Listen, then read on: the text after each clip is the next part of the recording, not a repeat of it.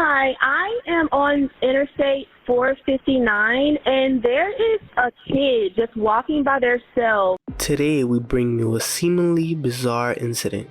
Carlee Russell, a 25-year-old woman who sparked a statewide search after disappearing from an Alabama highway on Thursday, July 14th, returned home safe 2 days later on Saturday night. So let's get right into the story. This is Criminals Unleashed. I want to turn now to some significant updates in the case of Carlee Russell. She is the woman in Alabama whose disappearance and later return has received national attention over the last week. It has also raised a lot of questions about what exactly happened to her. Police are now saying they cannot verify much of her version of events. On July 13th, 25-year-old nursing student Carlee Russell called 911 to report seeing a toddler walking along the side of an interstate in Hoover, Alabama. Hi, I am on Interstate 459, and there is a kid just walking by themselves. According to a police statement on the incident, Russell told dispatchers that she would pull over to help the child. She then proceeded to call her brother's girlfriend, who heard Russell scream down the line. Russell then vanished for 48 hours. When Russell finally showed up at her family's door, she was, according to her parents, not in a good state and claimed to have been abducted.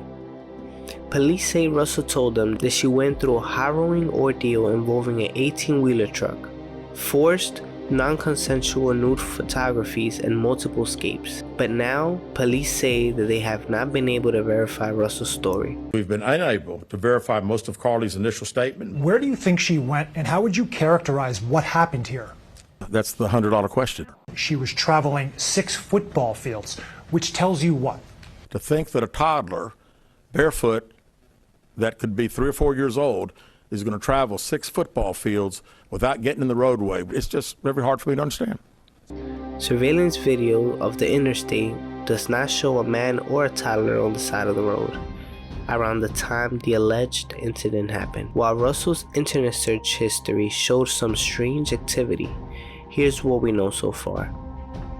Russell disappeared after calling 911 to help someone else. The Hoover Police Department says that on July 13th, Russell left the Birmingham spot where she worked part-time with a brown robe, a roll of toilet paper, and other items belonging to her employees, all concealed on her person. She stopped at a Mediterranean restaurant and made a snack run at Target before driving home on I-459 at 9:34 p.m. She called 911 and told dispatchers that she had seen a toddler walking along the interstate alone. After hanging up, she called her brother's girlfriend and kept her on the line as she pulled over to check on the child. According to the New York Times, which spoke with Russell's mother, Talitha, the girlfriend heard Russell get out of her car, address someone, and then scream. After that, all she could hear were traffic sounds from the highway. When police got to the location, they reportedly found Russell's car still running. They found her wig and some other belongings scattered on the ground nearby, but no sign of Russell, nor of a toddler. Notably, while her purse and food she picked up were still sitting in their abandoned vehicle, the items she took from the spot and the snack she got from Target were gone. Video footage from the interstate appears to show Russell flashing her emergency lights and stopping her car at the time she called 911. While police said a witness thought they may have seen a gray vehicle with a light completely male standing outside of Carlee's vehicle, but the footage, though grainy, doesn't seem to show anything like that. And 911 received no other calls about a solo toddler wandering alongside the interstate. As Police Chief Nicholas Durses observed per Times, that feels a little unusual given the reported circumstances. The search gained interest across the country over the weekend as Russell's disappearance became national news and a top trending topic on social media. People unrelated to the case started getting involved, someone purposely offering a $20,000 reward on Friday.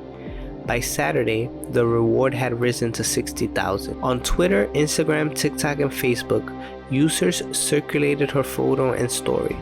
While on the ground in Alabama, law enforcement agencies, her friends, and her family all launched a search trying to find her. Russell returned to her family's home on Saturday. Those efforts came to a close 2 days after Russell vanished, when she returned to her family's home alone on Saturday night. Police said in a statement medics arrived and took Russell to the hospital for evaluation, and that they would continue to investigate what happened. On Sunday, the day after, her mother wrote on her Facebook that the family has not slept for 3 nights. In a Monday Instagram post, Thomas Latrell Simmons, Russell's boyfriend, asked people to be respectful of Carlee's situation and said that she had been fighting for her life for 48 hours, so until she's physically and mentally stable again, she is not able to give any updates or whereabouts on her kidnappers at this very moment. In an interview with the Today Show on Tuesday, Russell's parents spoke on the struggle of the past 4 days, noting that police are still investigating the disappearance. Talitha, Russell's mother, said that when her daughter got home, we tried to hug her as best as we could, but I had to stand back because she was not in a good state. That moment you all first laid eyes on her again, what was it like? To me, just so much joy. What did you do when you saw her? We tried to hug her as best we could, but I had to stand back because she was not in a good state. So we had to stand back and let medical professionals work with her. But although Russell's parents said that they could not get into the details of their daughter's disappearance because of the ongoing investigation, her mother said that she had been abducted and reiterated that she had fought for her life. Carlos Russell, Carlee's father, said his daughter had been having bad dreams and moments where some things make her cringe afraid. He also explained that the different things, like loud noises, have been a trigger for her. Police have not been able to verify Russell's story. On July 19th, Police Chief Dursis said in a news conference that detectives had only interviewed Russell once, briefly after she returned home. During that conversation, she allegedly claimed to have been taken by a man who appeared from the woods after she approached the toddler. The man picked her up, she told police, made her go over a fence, and forced her into a car. After that, she somehow wound up in the back of an 18-wheeler truck. Russell believed there was a man and a woman in the truck, based on the voice coming from the front seats, Dursis said. She also said she could hear a baby crying. Russell claimed to have escaped from the truck, but reportedly said she was captured.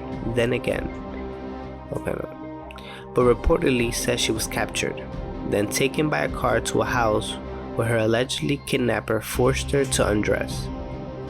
She reportedly expressed concern that these people took pictures of her naked body, but didn't remember any physical or sexual contact.